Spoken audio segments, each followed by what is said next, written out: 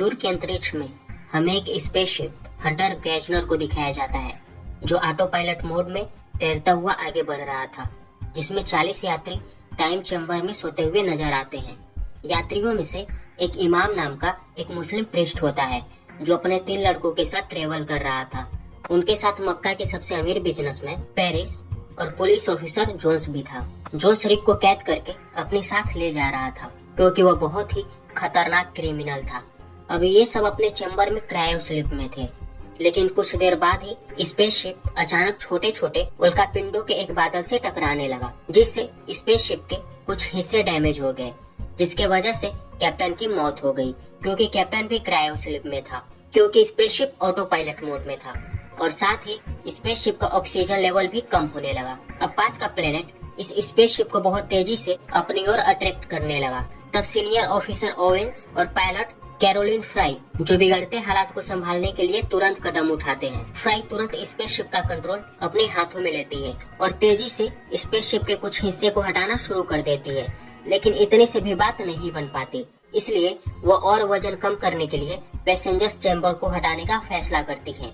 और जैसे ही वो एग्जिस्ट हैंडल खींचने ही वाली होती है कि तभी ओवेंस उसे मना करता है क्योंकि वो ऐसे ही लोगों की जान नहीं ले सकती।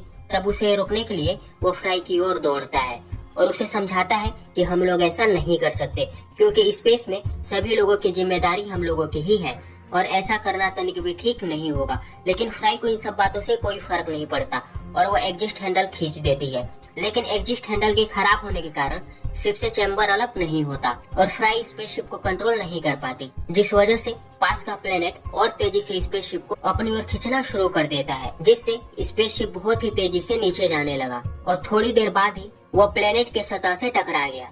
तब अंत में पैसेंजर ऑन द स्पॉट मारे जाते हैं और सिर्फ कुछ लोग ही जिंदा बच पाए, जिसमें पेरिस, जोन्स, रिक, इमाम और उसके 3 बेटे शामिल थे। इधर फ्राई भी बच गई थी और इन सब के साथ एक और लड़का बच गया था जिसका नाम स्टोन है। साथ ही एक कपल भी थे जिसमें जैक और उसकी वाइफ नेहा थी। अब इस बीच फ्राई को पता चलता है कि ओवेंस एक जानलेवा तरीके से जख्मी है, जो उस स्पेसशिप के एक्सीडेंट के कारण एक लोहे का हैंडल उसके शरीर को छेद कर आर पार हो गया था। तब फ्राई उसे बचाने के लिए उस हैंडल को निकालने की कोशिश करती है, लेकिन ओवेंस उसे रोकने के लिए कहता है, लेकिन फ्राई नहीं मानती और पेरिस को मेडिकल किट ढूंढने के लिए कहती है क्योंकि फर्स्ट एड और मेडिसिन वाला कैबिन एक्सीडेंट के कारण बर्बाद हो चुका था, इसलिए मेडिकल किट नहीं मिलती। तब फ्राई को बहुत गुस्सा आता है और वो सबको गुस्से से बाहर जाने का ऑर्डर देती है और ओवेंस के साथ रुकने का फैसला करती है।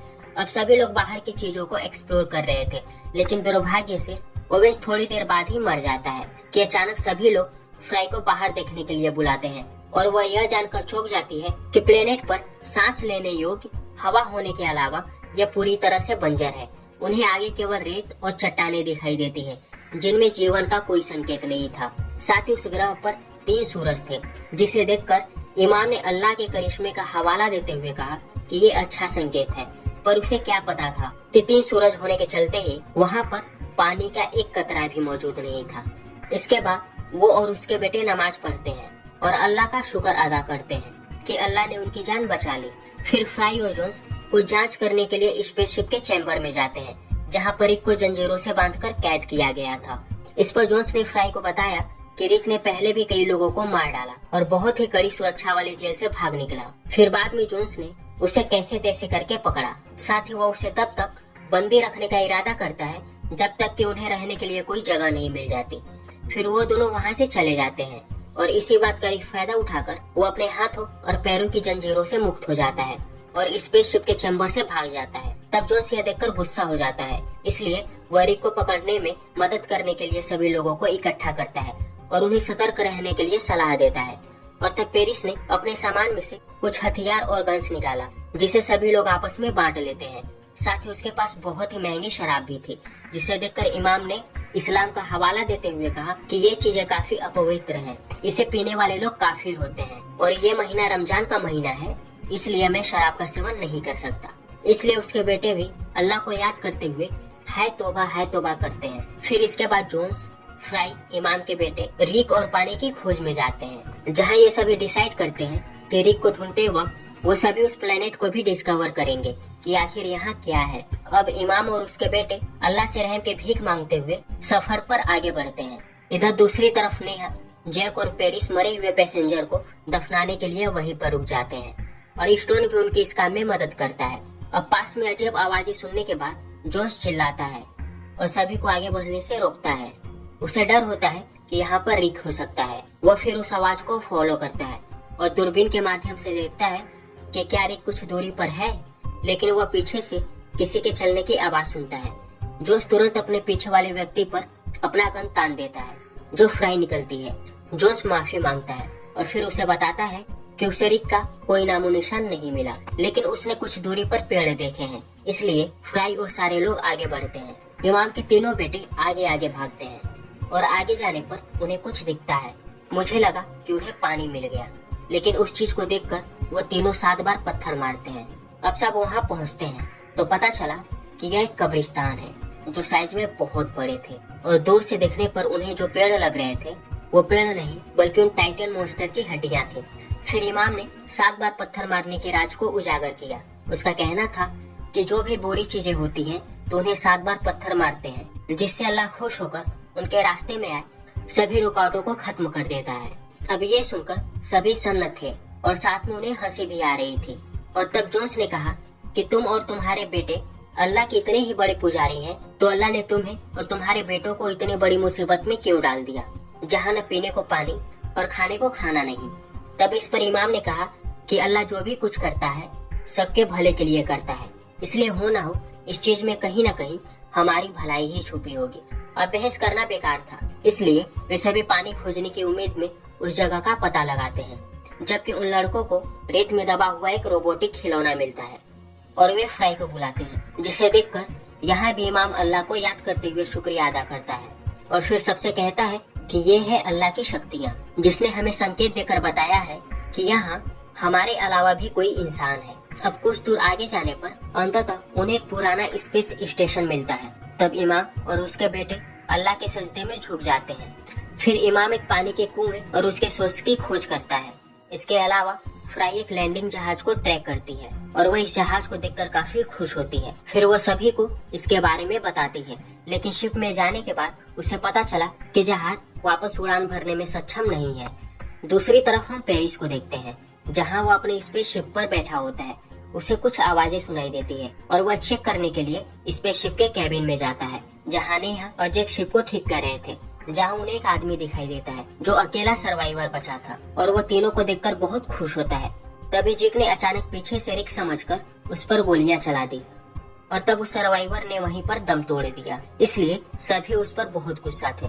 फिर जैक बिना कुछ बोले उस आदमी की बॉडी को दफनाने के लिए ले जाता है और जमीन में गड्ढा खोदने लगता है कि तभी अचानक उसे वहाँ एक छेद दिखाई देता है। यह देखकर वो रुक गया। जब जैक अपनी टॉर्च का यूज यह चेक करने के लिए करता है कि अंदर क्या है, तब अचानक एक क्रिएचर उस पर हमला कर देता है। इसलिए वो उस क्रिएचर पर गोली चलाता है, लेकिन उस पर कोई असर नहीं होता और क्रिएचर उसे लेकर छेद की गहराई में चला जाता है। इधर दूसरी तरफ नेहा, जो जैक का इंतजार कर रही थी, वो गोलियों की आवाज सुनती है और उसे देखने के लिए दौड़ती है कि क्या वह ठीक है। लेकिन जब वो उस जगह पहुंचती है तो उसे पता चलता है कि जैक पहले से ही गायब है और हर जगह खून ही खून नजर आ रहा था। और दूसरी ओर रिक भी बैठा हुआ था, साथ ही उसके हाथों में नुकीली हड्डी का खंजर भी होता है, जिसे देखकर नेहा को ऐसा लगता है कि रिक ने ही जैक का खून किया है। तभी रिक वहाँ से भागने की कोशिश करता है, पर जोन्स उसे पकड़ लेता है और उसे जमीन पर गिरा देता है। फिर वह उसके धूप के चश्मे को हटाकर उस पर काबू पाने की कोशिश करता है। पता चला कि बिना चश्मे के रिक दिन में नहीं देख सकता। उसकी आंखें ऐसी थी कि वह सिर्फ रात में ही देख सकता है, पर दिन में उसे देखने के लिए इस खास चश्मे का होना जरूरी था।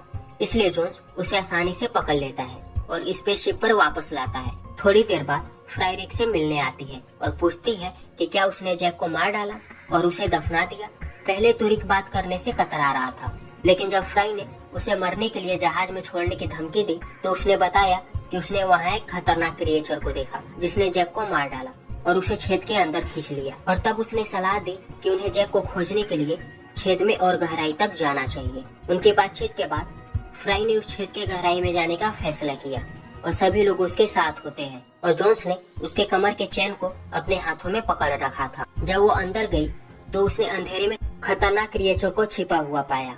साथ ही जैक की लाश गुफा में बिखरे हुए थे। वो डर के मारे एक छेद के जरिए भागने की कोशिश करती है, लेकिन उसके कमर की रस्सी को उस मॉन्स्टर ने पकड़ लिया, जिसकी वजह से वो आगे नहीं बढ़ पाती और मदद के लिए चिल्लाने लगती है। तब उसकी आवाज सुनकर वहाँ मौजूद सभी लोग उसका हाथ पकड़कर ऊपर खींचते हैं, लेकिन अचानक फिर से उस मॉन्स्टर ने उसे नीचे की ओर खींचना शुरू कर दिया और वह लगभग अंदर गिरने ही वाली थी कि सबने अपनी पूरी ताकत लगाकर उसे बाहर खींच लिया और उसकी कमर की रस्सी को काट दिया।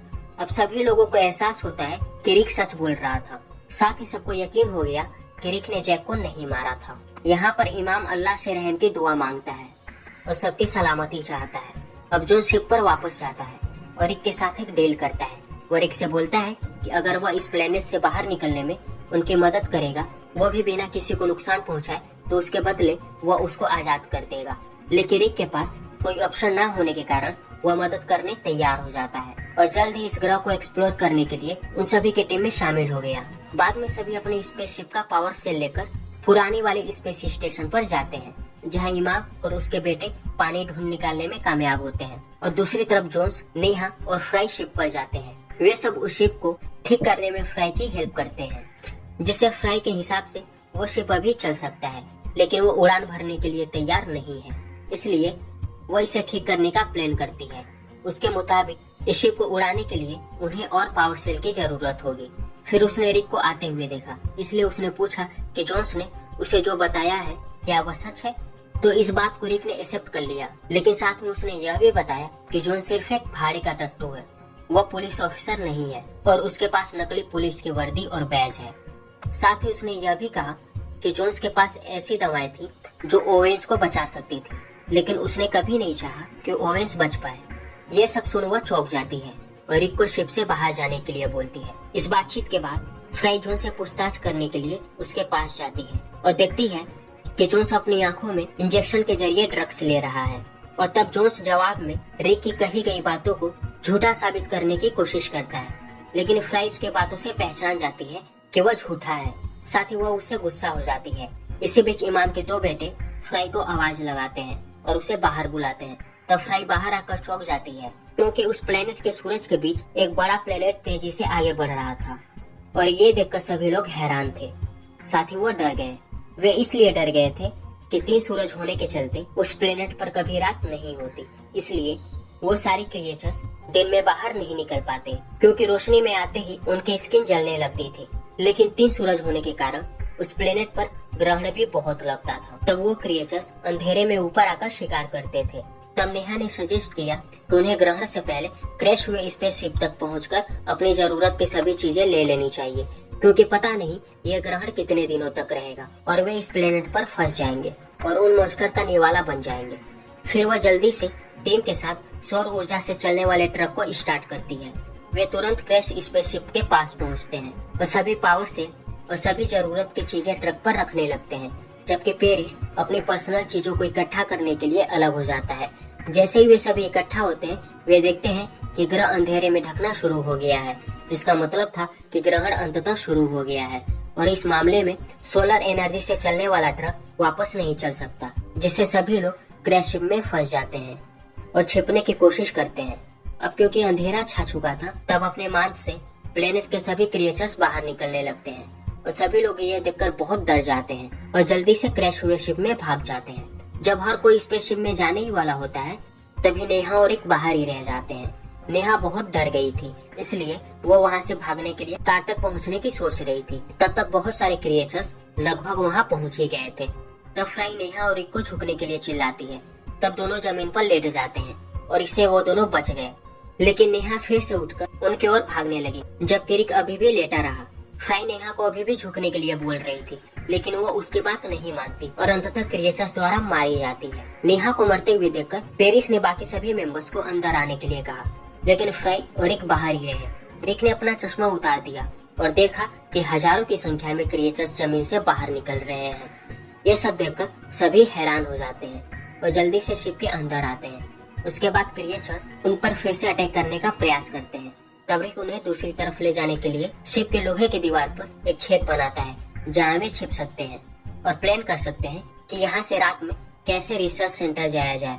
वहीं दूसरी तरफ हसन, जो इमाम का बेटा था, शिप के उस पार चला जाता है और वो बहुत बड़ी मुसीबत में फंस जाता है और अल्लाह से बचने की दुआ मांगता है। तब रिक अपनी गहरी नजर का उपयोग करके उसे बचाने की कोशिश करता है, लेकिन हसन उसकी बात नहीं सुनता और भाग जाता है और इसी हाइड आउट में क्रिएचर्स उसे मार डालते हैं। अब सभी उस स्पेसशिप का पावर सेल को जहाज पर वापस लाने का प्लान बनाते हैं। जोन्स फ्राई के विचार से असहमत था और उसे चोट पहुंचाने की कोशिश करता है, लेकिन रिक तुरंत उसे एक तेज धार वाले लोहे की मदद से धमकी देता है। इस वजह से जोन्स अपने जगह पर लौट जाता है और फ्राई इन प्लान्स पर वापस चर्चा करना जारी रखती है, जहां वह सुझाव देती है कि रिक जल्द ही अपनी तेज आंखों का यूज करके उन्हें जहाज तक ले जा सकता है। तब रिक जल्दी ही टीम का लीडर बन जाता है और यही बात जोन्स को पसंद नहीं आती। उसे लग रहा था कि रिक उन्हें कभी भी धोखा दे सकता है, पर सभी रिक को चुनते हैं। अब वे लोग पावर सेल लेकर रिसर्च सेंटर जाने के लिए बाहर निकलते हैं। तब रोशनी होने की वजह से क्रिएचर्स उनके पास नहीं आते और वे धीरे धीरे आगे बढ़ते हैं कि तभी अचानक से क्रिएचर उनके सामने आता है, पर लाइट की वजह से वह किसी को नुकसान नहीं पहुंचा पाता और वहां से उड़ जाता है, जिसे देखकर सभी लोग घबराकर जल्दी से शिप के अंदर जाते हैं। वे जल्दी से यूवी लाइट का घेरा तैयार करते हैं, फिर पावर सेल इकट्ठा करके वहां से निकल जाते हैं और रिसर्च सेंटर की तरफ तेजी से बढ़ने लगते हैं। तब रिक अपनी तेज आंखों की मदद से अपनी टीम को रास्ता दिखाता है, लेकिन फिर भी क्रिएचर्स उनका पीछा नहीं छोड़ते कि तभी पेरिस के हाथों से उसका लाइटर जमीन पर गिर जाता है, जिसे वापस लाने के लिए स्टोन अंधेरे में जाता है और फ्राई उसे वापस बुलाने के लिए चिल्लाती है, लेकिन वह पहले ही टीम से अलग हो चुका था, जिससे क्रिएचर्स के हाथों उसकी मौत लगभग तय हो जाती है। इस बीच पीरस बहुत डर गया, जिससे वह जमीन पर रेंग कर वहाँ से भागने की कोशिश करता है और गलती से उसने यूवी लिच को खींचकर तोड़ दिया, जिसकी वजह से क्रिएचर्स उसे घेर लेते हैं और उसे निगल लेते हैं। अब जब यूवी लाइट खराब हो चुकी थी तो टीम शराब की बोतल को दिए के रूप में जलाकर रोशनी करती है और ये अंतिम उपाय के रूप में उसका यूज करते हैं। रिक टीम को बताता है कि वे स्टोन की वजह से घाटी को पार नहीं कर सकते, क्योंकि स्टोन लड़का नहीं बल्कि एक लड़की है और उसके शरीर से खून बह रहा है और यह चीज क्रिएचर्स को अट्रैक्ट करता है, जिसके गंध से क्रिएचर्स हमारा पीछा नहीं छोड़ेंगे। अब ये जानकर सभी हैरान थे, पर स्टोन को कहीं भी चोट नहीं लगी थी, लेकिन उस वक्त उसे पीरियड आया हुआ था। अब सभी लोग उसे छोड़कर आगे बढ़ने का फैसला करते हैं, पर फ्राई किसी की बात नहीं सुनती और स्टोन को टीम से बाहर नहीं करती। लेकिन जब ग्रुप चलना जारी रखता है तो जोन्स अचानक स्टोन को चारे के रूप में इस्तेमाल करने के लिए रिक को सुझाव देता है और इस बात पर चिढ़कर रिक उसे लड़ाई के लिए चुनौती देता है, जबकि फ्राई टीम के बाकी मेंबर्स को पीछे हटने का ऑर्डर देती है। रिक जोन्स की पीठ पर अपने तेज धार वाले चाकू से वार करता है, जिससे जोन्स का खून बहने लगता है और उसके खून के गंध से क्रिएचर्स का ध्यान उनसे हटकर जोन्स पर आता है और तब क्रिएचर्स जोन्स पर हमला कर उसे मार डालते हैं। फिर एक टीम को लीड करता है, फिर वे एक साथ घाटी में जाते हैं।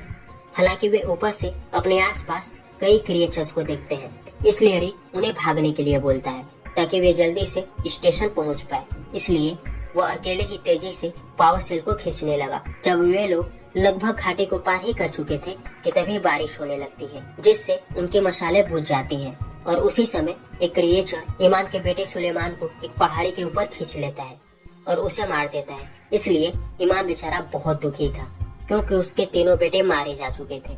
अब एक बचे हुए मेंबर्स को बचाने के लिए एक गुफा में छिपा देता है, जबकि दूसरी ओर वह पावर सेल के साथ घाटी को पार करना जारी रखता है। और कुछ ही देर बाद रिक सुरक्षित रूप से रिसर्च सेंटर पहुंच गया और पावर सेल की मदद से उस जहाज को पावर देना शुरू करता है। इसी बीच सभी मेंबर्स को गुफा के अंदर एक खास तरह के कीड़े मिलते हैं, जिसकी मदद से वे उन कीड़ों को एक बोतल में भरकर प्रकाश के रूप में यूज करते हैं और तब सभी को राहत मिलता है। एक बोतल में फ्राई उस कीड़ों को भरकर रिसर्च सेंटर की ओर बढ़ने लगती है और वह जल्दी ही वहां पहुंच जाती है। तब उसे पता चलता है कि रिक उनके बिना ही जहाज लॉन्च करने वाला है और इसलिए फ्राई ने रिक को इंजन शुरू करने से रोकने के लिए उसे विनती की कि वो उसके साथ चलकर गुफा में इमाम और स्टोन को बचाए। हालांकि रिक मना कर देता है और कहता है कि उसे उसके साथ यहाँ से निकल जाना चाहिए और दोनों को पीछे छोड़ देना चाहिए।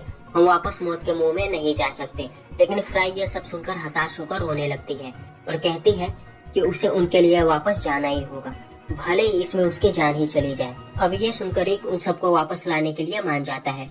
फिर वह फ्राई के साथ गुफा में लौट आया। तब उसे देखकर इमाम और स्टोन बहुत खुश होते हैं। अब रिक की तेज आंखें और उन कीड़ों की रोशनी के साथ वे गुफा से आगे बढ़ने लगे और सुरक्षित रूप से शिप पर आ जाते हैं। लेकिन रिक टीम से पीछे छूट जाता है, क्योंकि कुछ क्रिएचर्स ने उस पर अटैक किया हुआ था और उसका दाहिना पैर घायल होने के कारण वह ठीक से चल भी नहीं पा रहा था। और ठीक इसी बीच फ्राई उसके चीखें सुनती है और दौड़कर उसके पास जाती है और रिक को स्पेसशिप की तरफ खींचती है।